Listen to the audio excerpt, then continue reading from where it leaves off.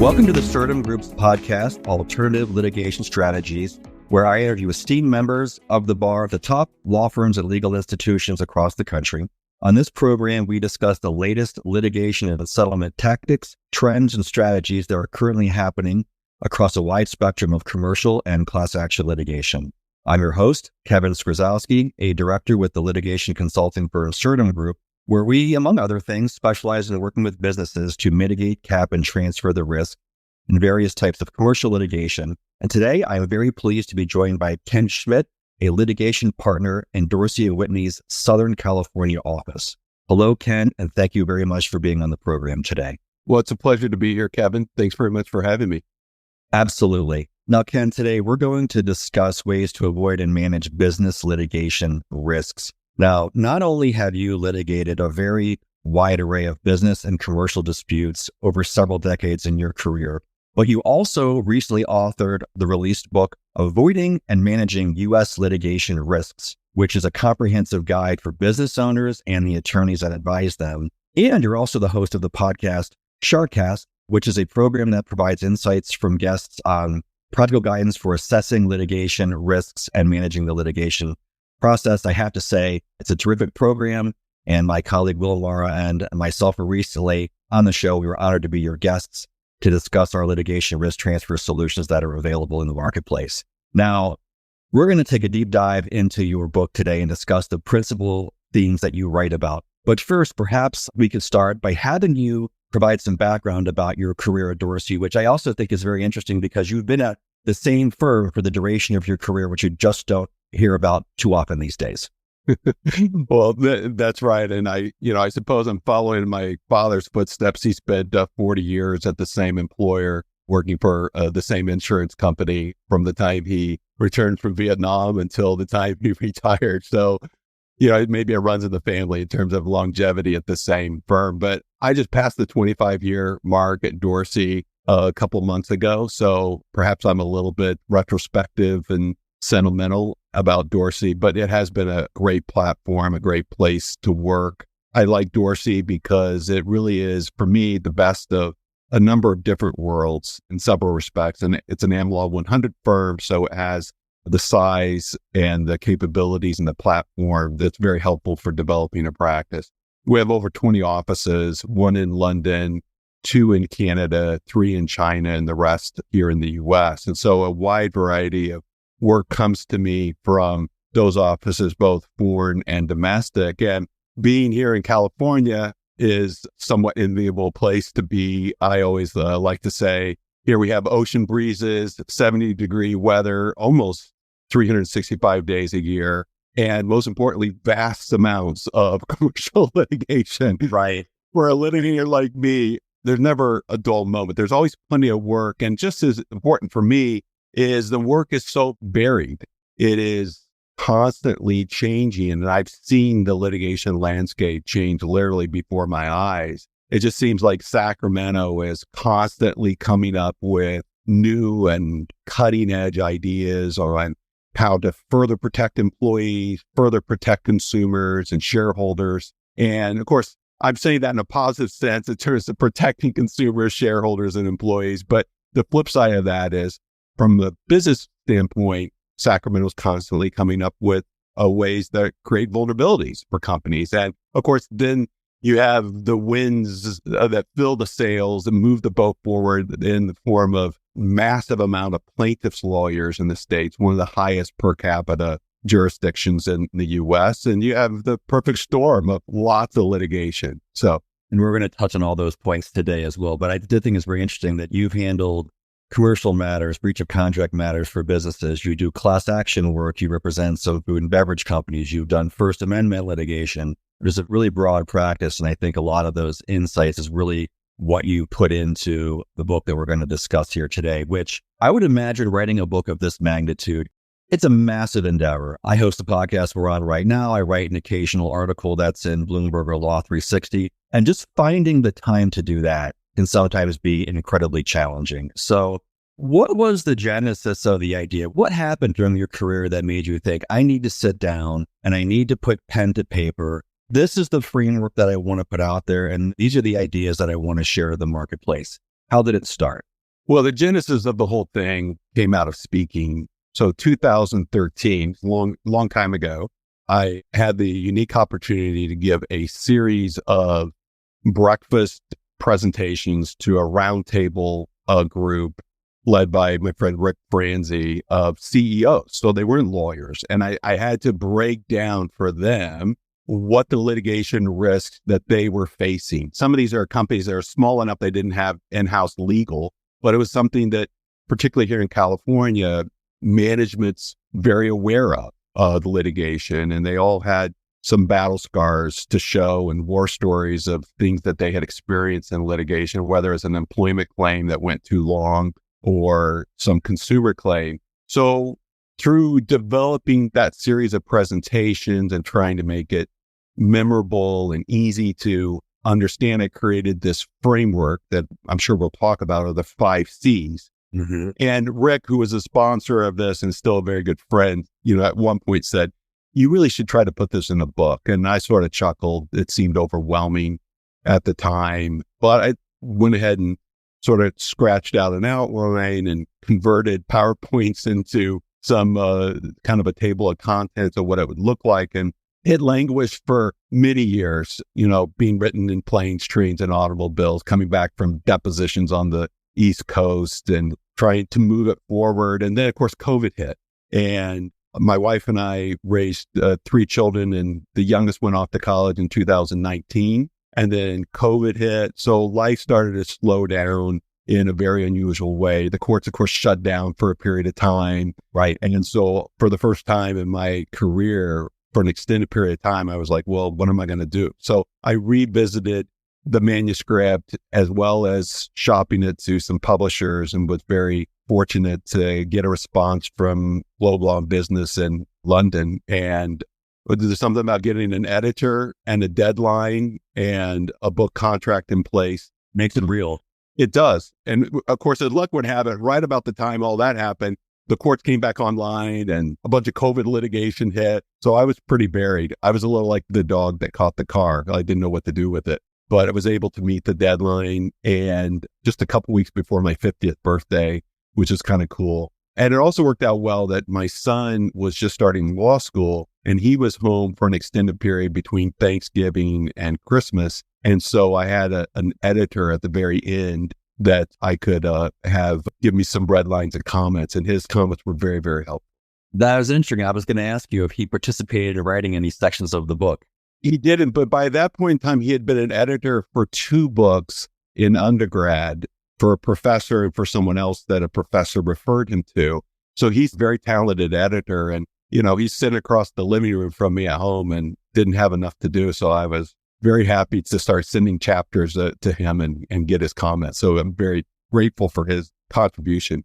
What a great experience that must have been. While we're on that topic, so tell me when you write a book, you said, you have COVID ends, the courts open back up, your practice goes back into full swing. Now you have a deadline, you have a book contract. I would imagine you had to have an incredibly supportive structure, both at home and at the firm, to help you just navigate through your daily litigation docket while also meeting all of your publication deadlines. I mean, you mentioned Rick, you mentioned your son. Tell me a little bit about how you had to work with all of your colleagues and your fellow partners at the firm to help you get through all of this.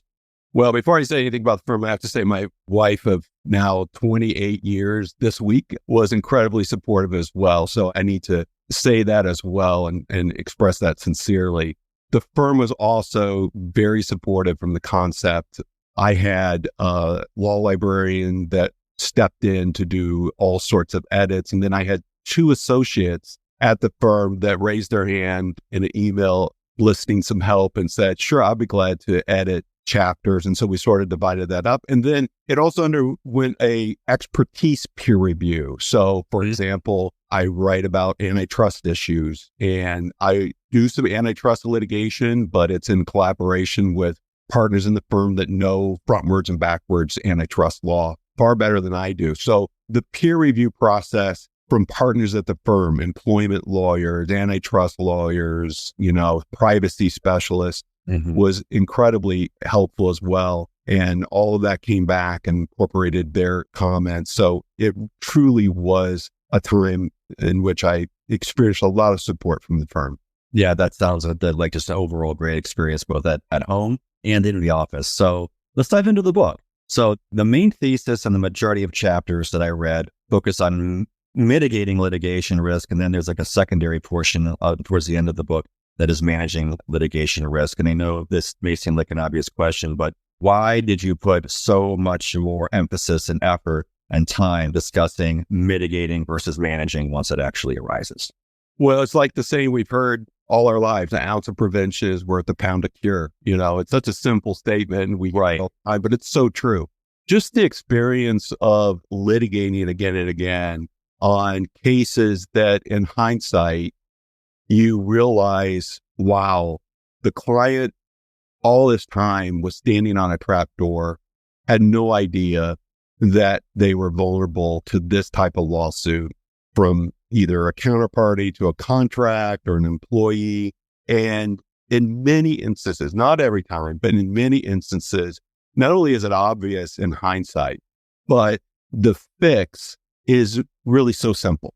Maybe it's a form that an employee needed to fill out and signing, for example, in California, if you're going to have a commission-based employment compensation program where someone's earning a sales commission, that needs to be signed by an employee. And if it's not signed, then all sorts of problems can happen. So an easy fix or a provision or an addendum to a very significant commercial contract or something in place that could have eliminated the risk altogether, or at least made it far more defensible. So trying to understand with all different types of businesses and different sectors and industry, what is the litigation risk profile? Where are the key vulnerabilities?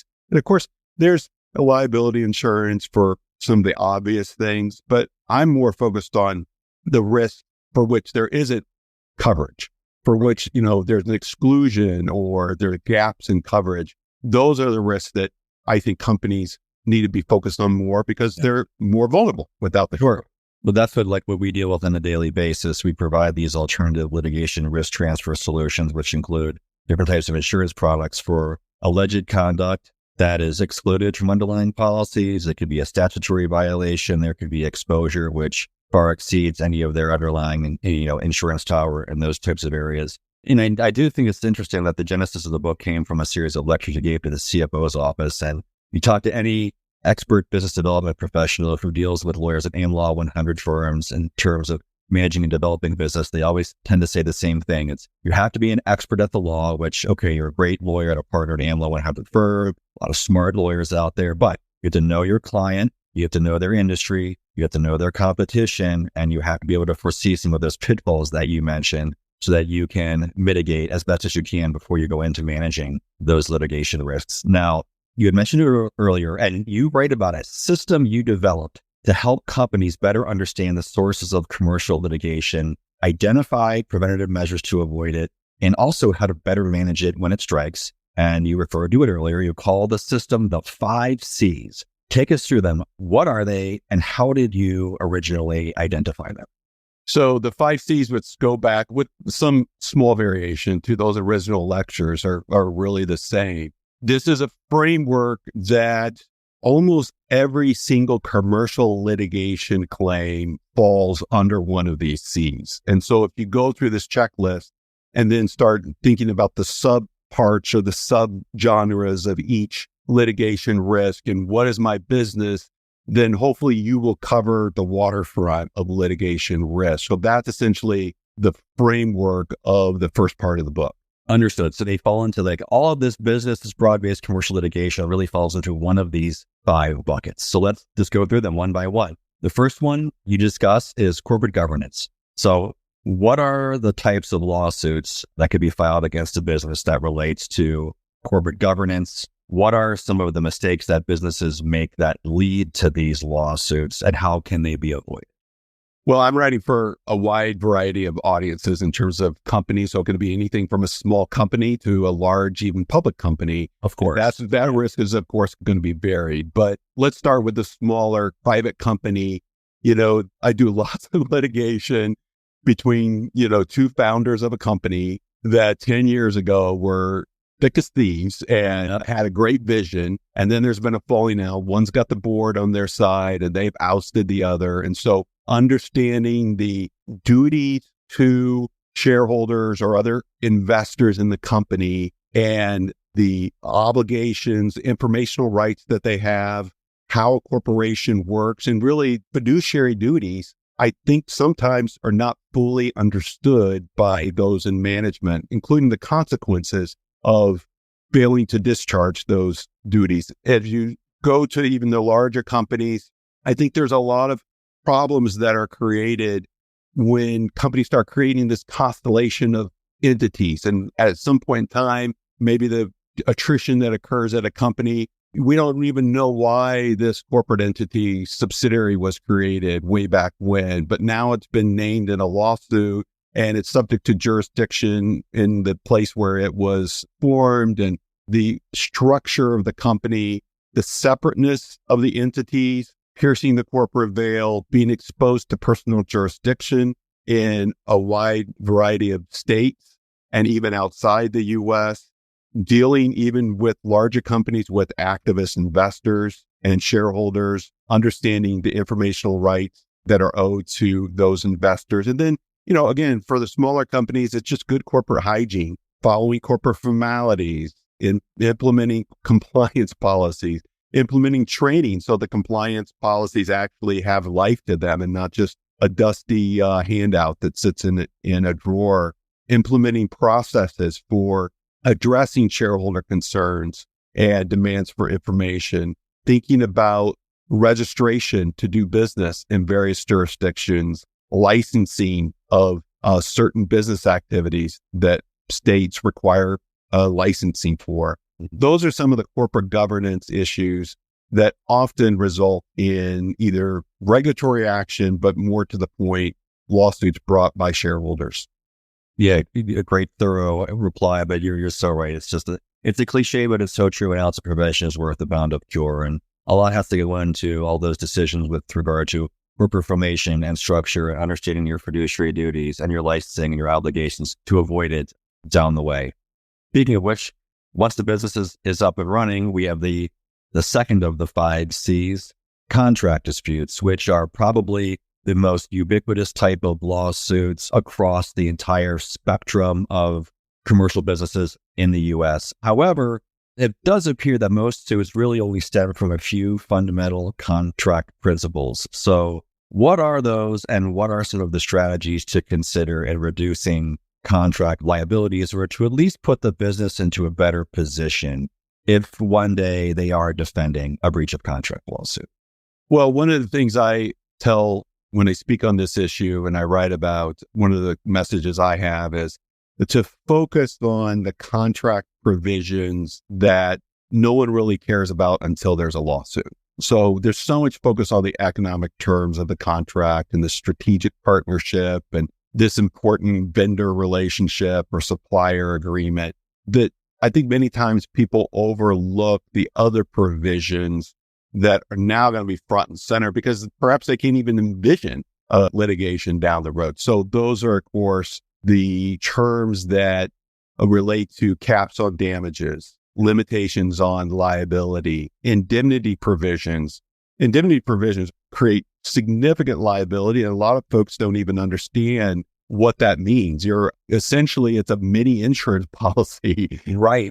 Counterparty gets sued, you're going to step forward and defend them. And you look at this and you say, how on earth did we ever agree to this? Well, it came in an innocuous, ordinary appearing provision in a contract. Yeah. So understanding those provisions, the cures that are required before you can bring litigation, opting in and opting out of certain UCC provisions, the choice of law, what law applies can have a significant impact on the extent of liability.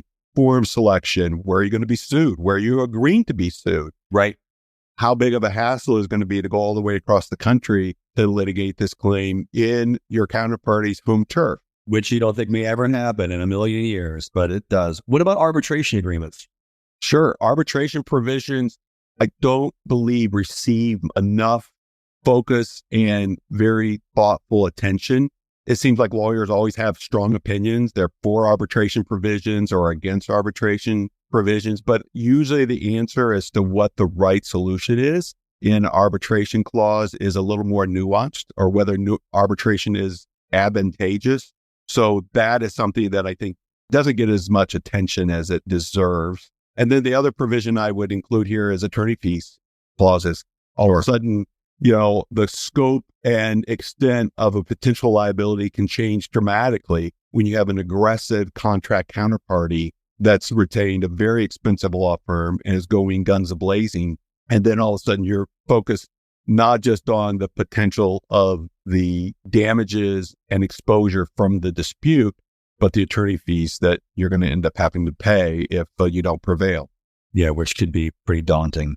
I know. So sticking with the theory of like arbitration clauses and how impactful those can be, let's talk about the third C, customer claims. And this is sort of near and dear to my world, which is structuring class action settlements on behalf of businesses. But consumer claims are really unique in that, they normally have to be filed as a class unless there is an opt-out and an arbitration provision.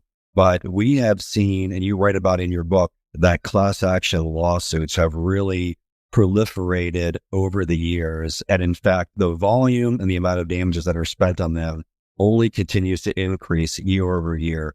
What is unique about these claims, and why should businesses be especially careful to try and avoid this type of exposure? This is what I would say to that, Kevin.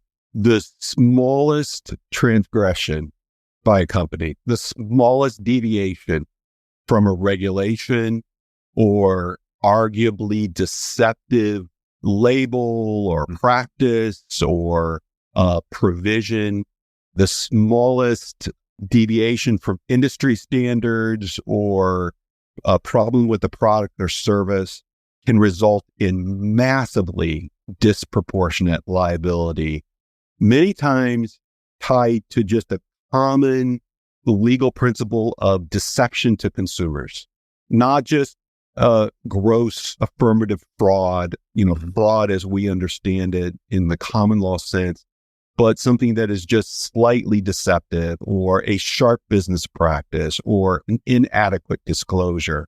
And so this has generated a lot of class action claims. But I want to also add to the class action two things. One, mass arbitration, which is a new phenomenon we're dealing with, and the shakedown cottage industry of demand letters that result in no lawsuit being filed, but a rather significant amount of money being paid to get some plaintiff lawyer to go away and not bring a lawsuit. So we're dealing with, very significant state and federal class actions in which the class is either every consumer in the state of California or a nationwide class. And those get all the attention. But there's a lot of work being done on the plaintiff side to bring these claims in a different way.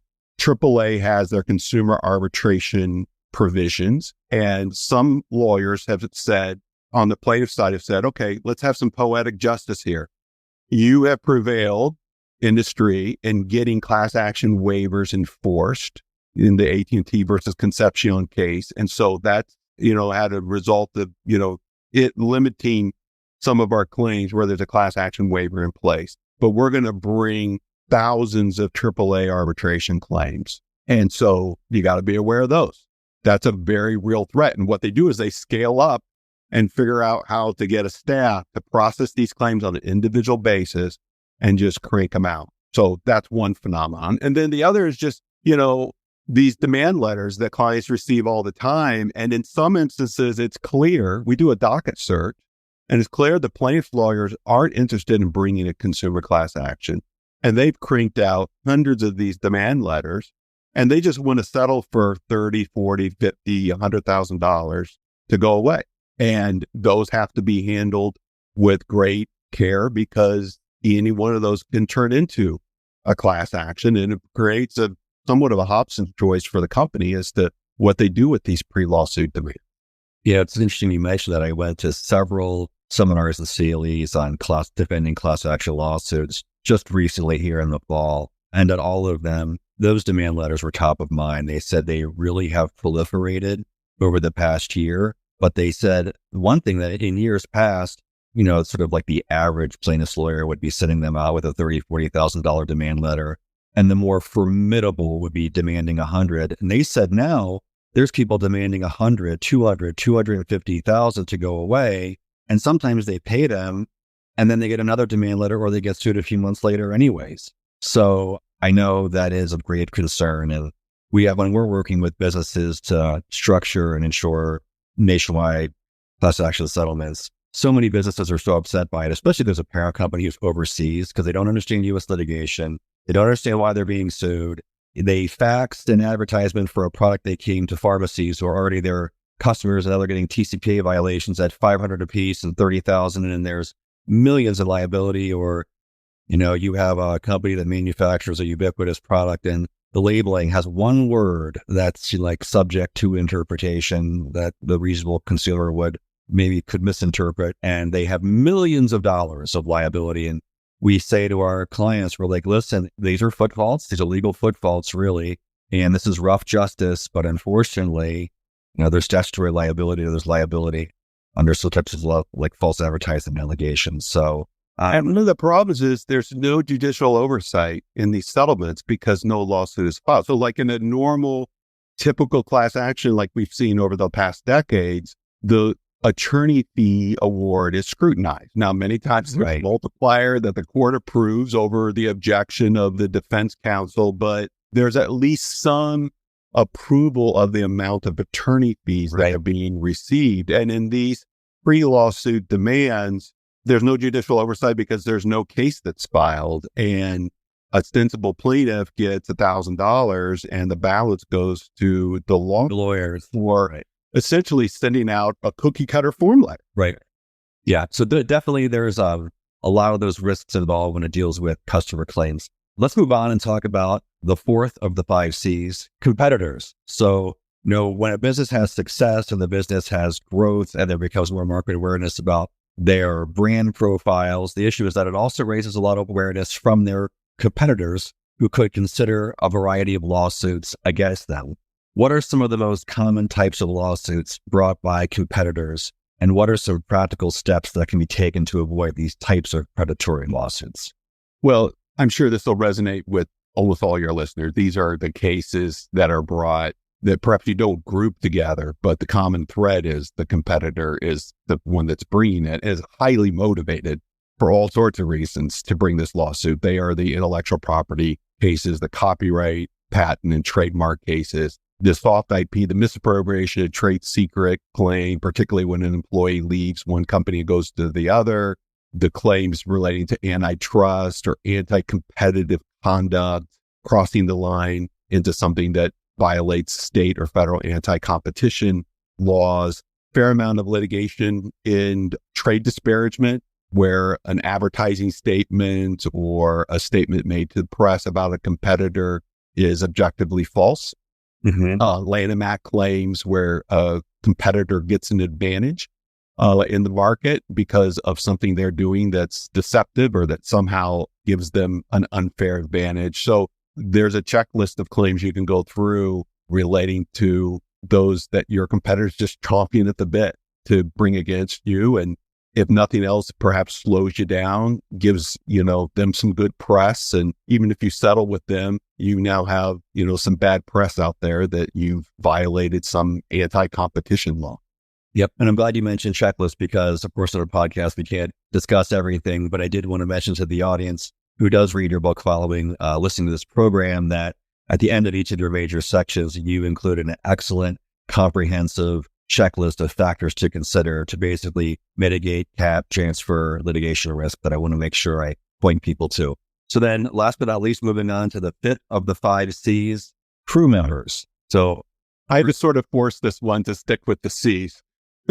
Crew members, though, I think it works well. I mean, basically it's employees, but, they're teammates, they're crew members. So of course, businesses are especially sensitive to these types of lawsuits because they're brought by the people who are essential to running the business, the actual employees. So, same questions as the last. What are some of the most common types of lawsuits brought by employees? and what are some practical steps that can be taken to avoid them? Understanding that, boy, we've really seen a proliferation of wage and hour lawsuits, and tying back to class actions even. I think those are the highest volume type of class action matter that we see in the country over the past few years. So can you talk about that for a little bit? Sure. This is perhaps the most evolving of the litigation risks. It's constantly changing. Our firm, like almost every large firm, at the end of every year comes out with the new compliance requirements and vulnerabilities for HR professionals to be mindful of. And then on top of that, I think in a post-COVID world, we have more and more people working remotely. And so you have issues that come with that in terms of employees, including now a bigger footprint in terms of compliance with state law. So obviously there's a wide variety of federal statutes that protect employees and that can create litigation risk, but most of this law is on the state level and states vary. So California is, of course, perhaps the most forward-leaning on these, but constant issues that I think are emerging in addition to the ones we've been dealing with for decades are privacy claims, increasingly brought by employees. Courts and regulators are recognizing significant limitations on how far an employer can go in delving into the private aspects or the information relating to their employees.